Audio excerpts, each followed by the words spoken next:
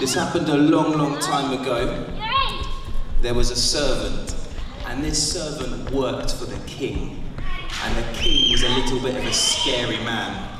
And the servant had borrowed so much money off of the king that he couldn't pay it back. And when the king had realised how much money the servant has borrowed, he was furious. He said to the servant, right, you're going to pay that back. I'm going to put you in jail until your friends and family can pay that back. And it was a horrendous amount of money. And the servant begged for his life. He said, listen, I'm never going to pay that back. I'm so sorry. Please, can you just let me go? And the king was full of mercy and full of love in his heart and said, you know what? I'm going to forgive you. Go away, forget the debt, crack on with your life, go away. On the way home, the servant saw one of his mates, and they'd had a bit of a heavy night the night before, and his mate had actually the servant had lent his friend a tenner to get a couple of pints. Actually, you probably get like one for that nowadays. And basically, the servant saw his friend who owed him a tenner and said, oi, you owe me a tenner, get here now. And he said, I'm going to throw you in jail until somebody can get me that tenner. Now, the story that Jesus told was about the kingdom of heaven. And in this story, the king, the loving and kind king, represents God. And the servant represents us. And the servant's friends also somehow represents us. And basically, it means that God forgives us for our sins. He gets rid of our debts. But then he asks us to do the same. It's not actually fair if we get forgiven from God and then we stop forgiving people. Now, we've been doing a series called Emotional Healthy Leadership recently, and I thought, what do the children, the teenagers, the young people and the adults need to know about emotional healthiness? And I thought about forgiveness, because really it is a game changer in terms of emotional health. It's also a game changer in terms of your relationship with God. If you have loads of unforgiveness in your heart, it will affect everything, I guarantee you, because I've been there. And I started writing this sermon on forgiveness, and I realised how massive the topic of forgiveness is. So this morning, I'm just going to scratch the surface, barely. So this morning, I'm going to talk about two types of forgivers, and some of you may relate to this a little bit. So the first type of forgiver is the doormat. How many of you feel like a doormat? Anybody? At times? So this is the thing about the doormat, yeah? People walk in when they feel like it, and they step on you, and they leave the rubbish on the bottom of their shoes on you. Oh, is that chewing gum? That's not chewing gum. How often do you get brown chewing gum? Alright, don't worry. They walk all over you, they leave their mess on you, and then they walk out whenever they feel like it. And when they come back, guess what you say? You say, welcome, come back in, walk all over me again. Now honestly, some people read the teachings of Jesus, the story of Jesus, especially the last bit of his life, and they get it all wrong. And they think it means you have to behave like a doormat. You have to literally forgive people all the time. You do actually have to forgive them, but you have to let people do what they want, and you have to be a really good Christian and just sit there and say thank you for walking over me. And that's not true at all. In fact, if you look at God, you will see how boundaried God is. What did God say to the Israelites just before they entered the promised land? He said, here's a whole bunch of commandments, 10 in fact, that I want you to follow when you live here. He got those boundaries down straight away. Now, you can tell if you're a doormat. I want you to look inside yourself a little bit here, because when someone eventually does say sorry to them, if you're a doormat, you say, it's okay. It's okay. Someone walked in, put their feet on you, left some rubbish on you, and you're saying it's okay. If you say it's okay, you're a doormat. Right, next one. Sorry, this is my imagination.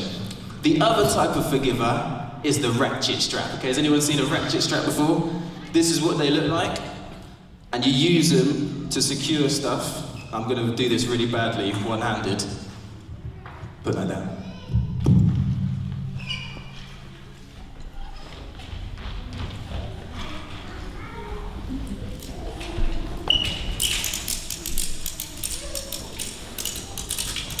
Right. Now that is going nowhere, because the way that works is the more you pull it, the tighter it gets. And for some of you, at the other end of the forgiveness spectrum, this is what you're like. Once forgiveness is in your heart, it's going nowhere. Unforgiveness is in your heart, it's going nowhere. Once you've got a grudge in your heart, it is ratcheted in.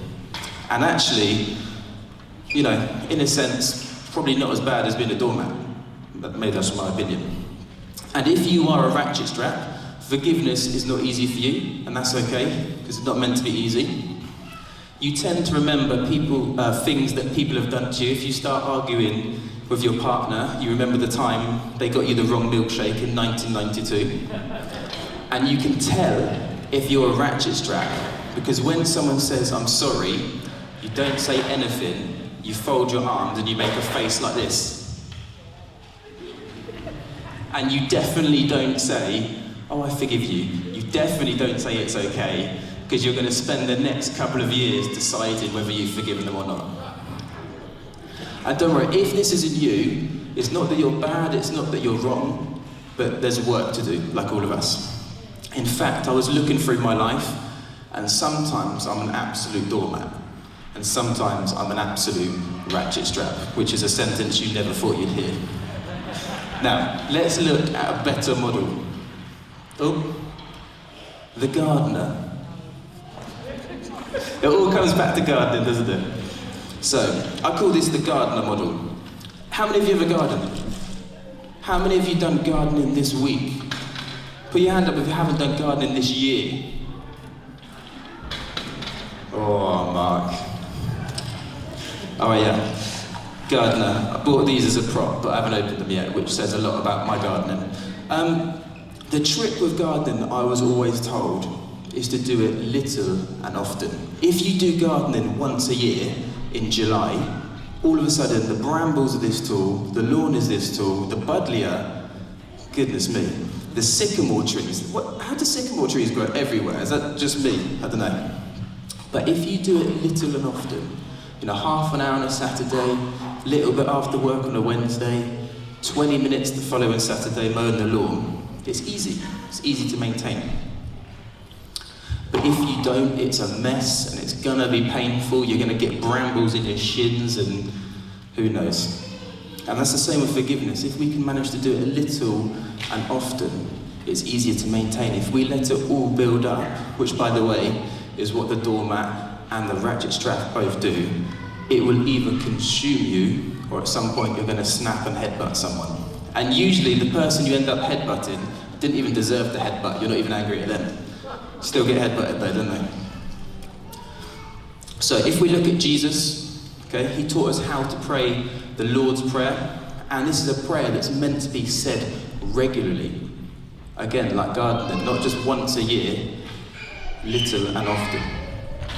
And he said in it to ask God to forgive our sins as we forgive those who sin against us. He's asking us regularly to forgive people and to ask for forgiveness.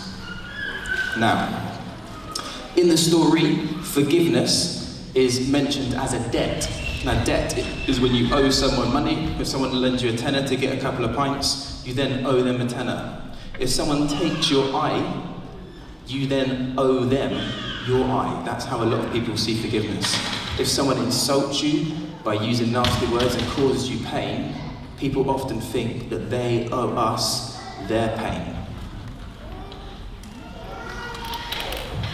And it's kind of funny, because really, throughout the history of humanity, if someone has caused us pain, we think our solution is to cause more pain.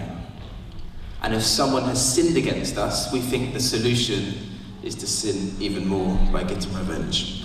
Our response to pain is often pain, and our response to sin is often sin. Don't you love being human? Yeah, me too.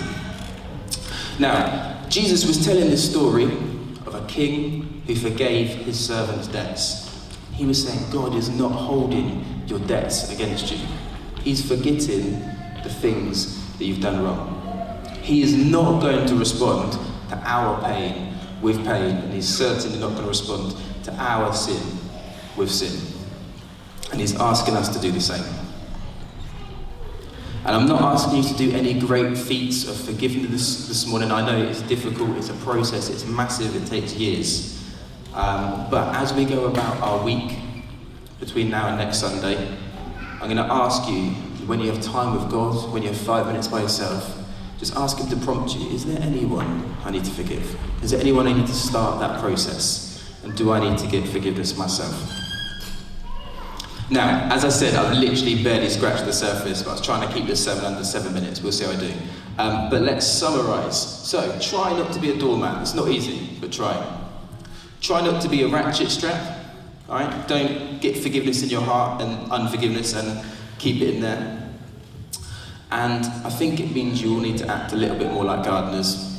Do your forgiveness little and often. And also, lastly, God has forgiven all of our debts. So go and do the same.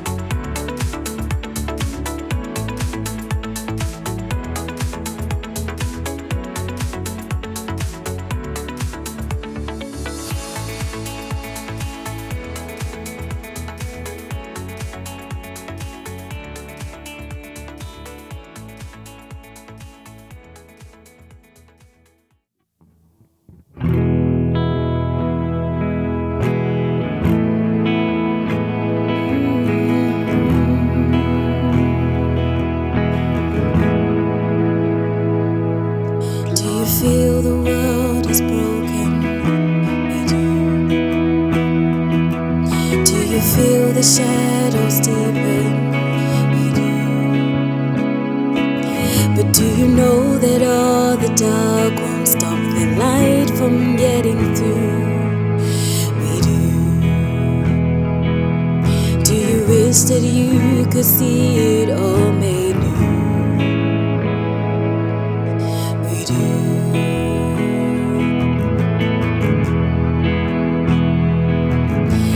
Is all creation groaning?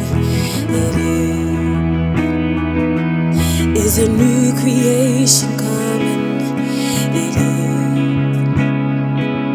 is the glory of the Lord to be the light within our midst. It is it good that we remind ourselves of this?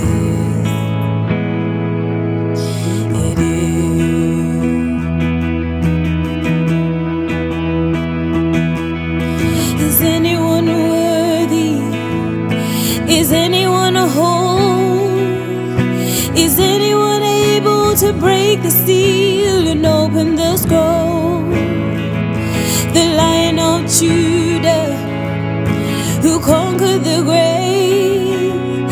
He is David's root and the Lamb who died to ransom the slaves. Is he worthy? Is he worthy of all blessing and honor and glory? Is he worthy of this? He is.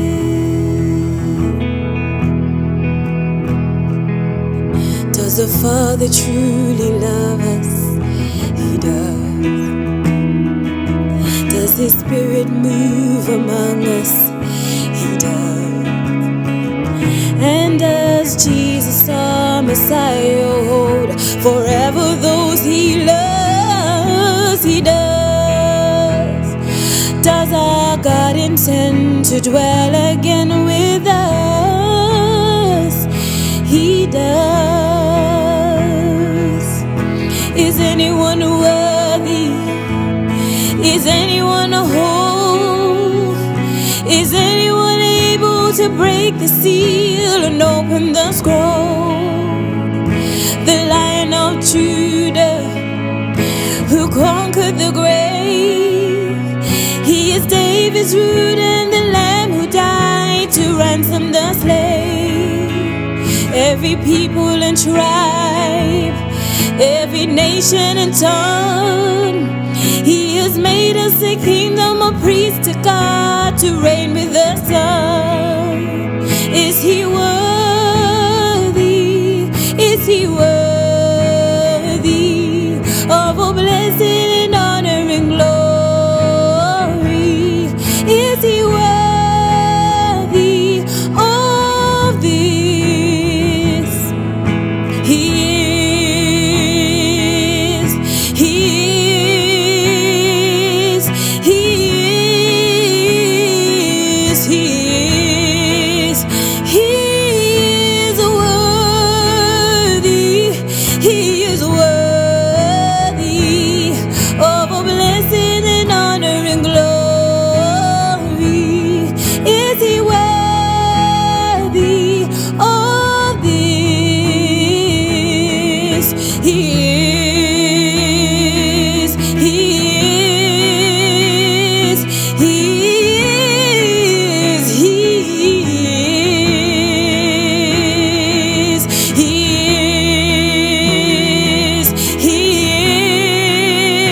is, He is, He is. Is He worthy? He is worthy of all blessing and honor and glory. Is He worthy of thee? Is He worthy of thee? He is.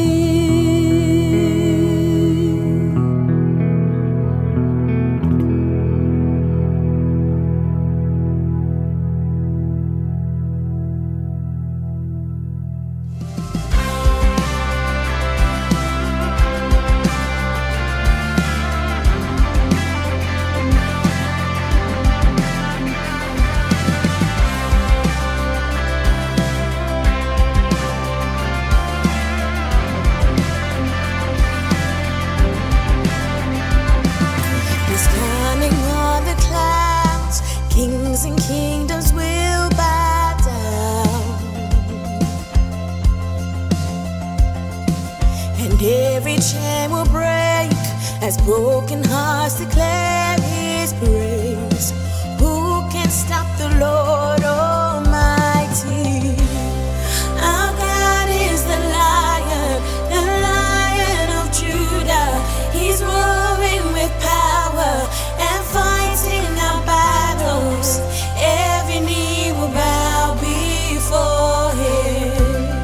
Our God is the Lamb that was slain for the sins of the world. His blood breaks the chains. Every knee will bow before the Lion and the Lamb. Every knee will bow before Him.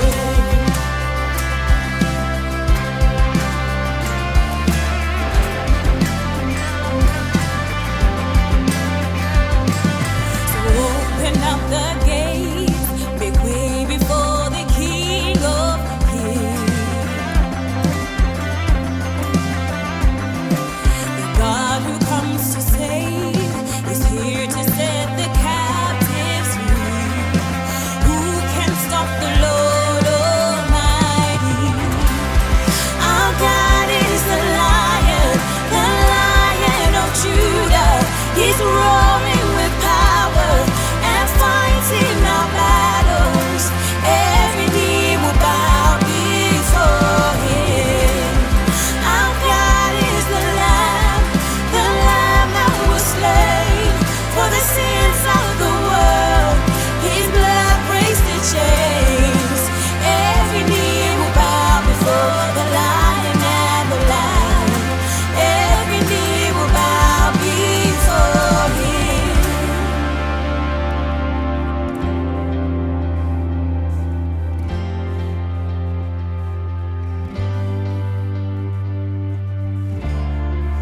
Who can stop the Lord Almighty?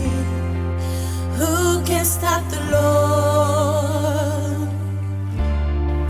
Who stop the Lord Almighty? Who can stop the Lord? Who can stop the Lord Almighty? Who can stop the Lord? Who can stop the Lord Almighty? Who can stop the Lord?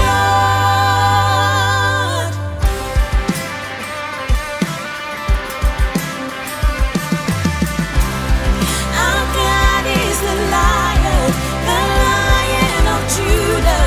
He's roaring with power and fighting our battles.